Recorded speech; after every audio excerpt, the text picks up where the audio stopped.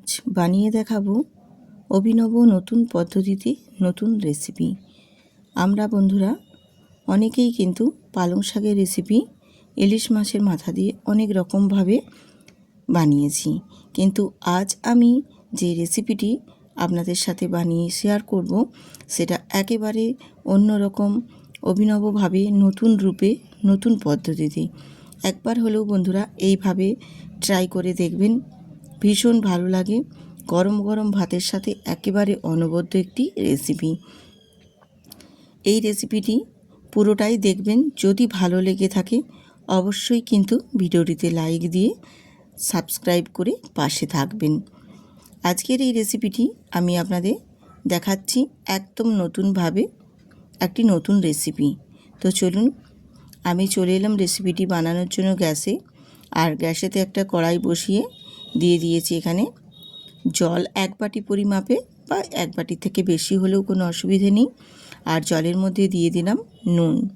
নুনটা জলের সাথে খুব ভালো করে গুলিয়ে নিয়ে তারপর যখন জলটা গরম হয়ে আসবে সেই পর্যায়ে দিয়ে দিতে হবে এখানে কেটে রাখা কচুমুখিগুলো। আর কচুমুখিগুলো আমি কিন্তু আগেই ভালো করে ছাড়িয়ে কেটে দুখণ্ড করে নিয়েছি আর ধুয়েও নিয়েছি। এবারে কচুমুখিগুলোকে আমি একটু ভাপ তুলে নেব বা সেদ্ধ করে নেব। ঠিক এই পর্যায়ে একটু সেদ্ধ করে নেবেন, তাহলে এই রান্নাটা ভীষণ ভালো লাগে খেতে, একটা অন্যরকম স্বাদ নিয়ে আসে, ভীষণ সুন্দর খেতে। একবার হলো বন্ধুরা এই বর্ষার সময় পালং শাক দিয়ে ইলিশ মাছের এই কচুমুখি দিয়ে বানালে কী যে স্বাদ হয়, অসাধারণ। ঝোল ঝাল কিছুই লাগবে না, এই এক পদ দিয়েই কিন্তু খাওয়া হয়ে যাবে, ভীষণ ভালো লাগে। এবারে আমি কচুমুখিগুলোকে দেখো তুলে নিলাম জলটা থেকে ছেঁকে। আবারও কড়াইটা ধুয়ে ভালো করে পরিষ্কার করে নিয়ে গ্যাসে বসিয়ে দিলাম। দিয়ে দিলাম এখানে সর্ষের তেল পরিমাপ মতো। আর সর্ষের তেলের মধ্যে দিয়ে দেব অল্প একটু হলুদের গুঁড়ো। দিয়ে এখানে আমি ইলিশ মাছের মাথাগুলো ভেজে নেব।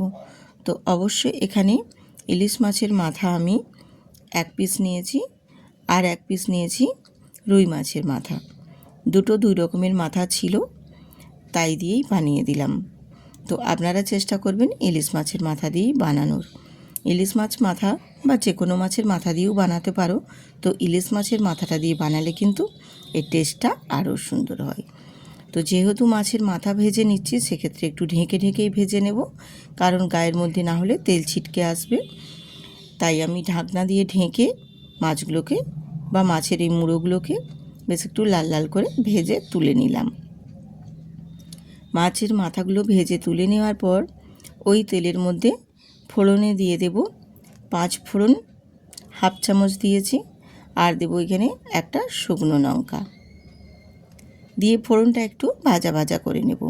আর ফোড়নটা একটু ভাজা হয়ে গেলে বেশ একটা সুন্দর স্মেল বেরিয়ে আসবে, তখন আমি দিয়ে দেব এখানে পেঁয়াজের কুচো।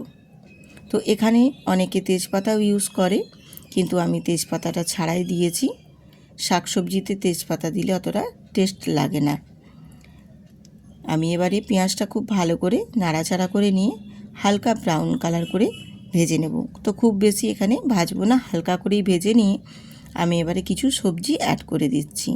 এখানে সবজি বলতে সেরকম কিছুই নেই, আছে মূলো ছোট ছোট করে কেটে দিয়েছি, আর এখানে দিয়েছি দুটো দিয়েছি আমি এখানে বরবটি, আর আছে কাঁঠালের বীজ। কাঁঠালের বীজ দিলে এই সময়টায় খেতে বেশ ভালো লাগে। আর এই সিজন ছাড়া আর তো কাঁঠালের বীজ সবসময় পাওয়া যাবে না, তাই জন্য একটু কাঁঠালের বীজ দিয়ে দিলাম। দিয়ে সবজিগুলোকে একটু নাড়াচাড়া করে কষিয়ে নিচ্ছি। এইভাবে একটু সবজিগুলো কষিয়ে নিলে সবজির টেস্টটা কিন্তু বেশ সুন্দর আসে। এবার সবজিগুলো একটু লাল লাল করে কষিয়ে নেওয়ার পর আমি এখানে দিয়ে দেবো এবারে কেটে ধুয়ে পরিষ্কার করে যে পালং শাকগুলো রেডি করে রেখেছিলাম সেগুলো এখানে দিয়ে দিলাম। আর পালং শাক খুব ছোট ছোট করে কিন্তু কাটার প্রয়োজন নেই, একটু বড় বড় করেই রাখতে হয়, তাহলে খেতে বেশ ভালো লাগে। এবারে দিয়ে দিলাম এখানে স্বাদ মতো নুন, আর দেব হলুদের গুঁড়ো, আর অল্প একটু কালারের জন্য দেব কাশ্মীরি লঙ্কার গুঁড়ো। এখানে তোমরা ঝালের জন্য যদি চাও সেক্ষেত্রে গুঁড়ো মশলাও ব্যবহার করতে পারো। কিন্তু আমি যেহেতু এই পালং শাকের ঘন্টটা খুব বেশি ঝাল করব না, সেই জন্য আমি যে শুকনো লঙ্কাটা দিয়েছি ওটাতেই হবে, আর কিন্তু এখানে আমি ঝাল লঙ্কার গুঁড়ো ব্যবহার করব না। দিয়ে খুব ভালো করে কষিয়ে নেব। এই রকমভাবে সবজিটাকে একটু কষিয়ে নিতে হবে, তাহলে পালংয়ের মধ্যে যে জলটা থাকবে এক্সট্রা, সেই জলটা কিন্তু ছেড়ে বেরোবে। আর তার সাথেই দিয়ে দেব এখানে আমি যে কচুমুখিগুলো সেদ্ধ করে রেখেছি, সেই কচুমুখিগুলোকে দিয়ে দিলাম। দিয়ে বেশ শুকনো শুকনো করে একটু কষিয়ে নেব। এই যে পালং শাকটা দেওয়ার কারণে দেখো সবজি থেকে অনেকটা পরিমাণে জল ছেড়েছে। এই জলটাকেই একটু ঢাকনা দিয়ে ঢেকে বেশ সুন্দর করে কিন্তু কষিয়ে নেব। শুকনো শুকনো করে কষিয়ে নিতে হবে। আর ঢেকে দেওয়ার কারণে সবজিগুলো দেখবে বেশ একটু নরম হয়ে যাবে, আর পালং শাকটাও বেশ অনেকটা পরিমাণে কিন্তু একদম নরম হয়ে যাবে। দেখে নিশ্চয়ই বোঝা যাচ্ছে দেখো কতটা সুন্দর হয়ে গেছে একদম নরম হয়ে। এবারে এটাকে একদম শুকনো শুকনো করে কষিয়ে নেব। শুকনো শুকনো করে কষানো হয়ে গেছে। এবারে আমি এখানে মাছের মাথাগুলো অ্যাড করে দিলাম। মাছের মাথাগুলোকে একটু খুন্তি দিয়ে চেপে চেপে একটু 2-3 খণ্ড করে দেব, তাহলে যত সবজির মধ্যে মাছের মাথাটা খুব ভালো করে মিশে যাবে, এর টেস্টটাও বেশ সুন্দর আসবে। মাছের মাথাটা দিয়েও আবারও একটু নাড়াচাড়া করে সবজির সাথে খুব ভালো করে মিশিয়ে নিয়ে দিয়ে দিলাম এখানে পরিমাণ মতো জল। তো অবশ্য কিন্তু এই সবজির ক্ষেত্রে জলের পরিমাণটা একটু বেশি দেবে, কারণ জলের পরিমাণটা একটু বেশি দিয়েই রাখতে হবে। আমি যেই পর্যায়ে দেখিয়ে দিচ্ছি ঠিক এই রকম পর্যায়ে কিন্তু জলটা দিয়ে তারপর একটু ঢাকনা দিয়ে ঢেকে দিয়েছিলাম। ঢাকনা দিয়ে ঢেকে দেওয়ার কারণে দেখো বেশ সুন্দরভাবে কিন্তু ফুটে উঠেছে।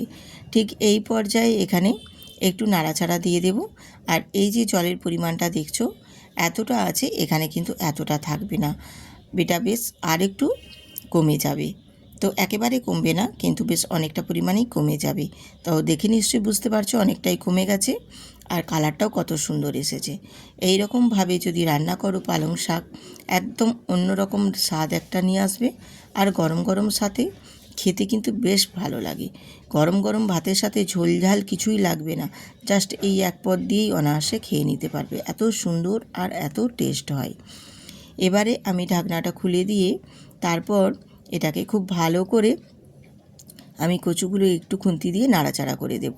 আর তরকারিটাকেও বেশ একটু খুন্তি দিয়ে নাড়াচাড়া দিয়ে দিয়ে একটু গাঢ় গাঢ় করে নেব।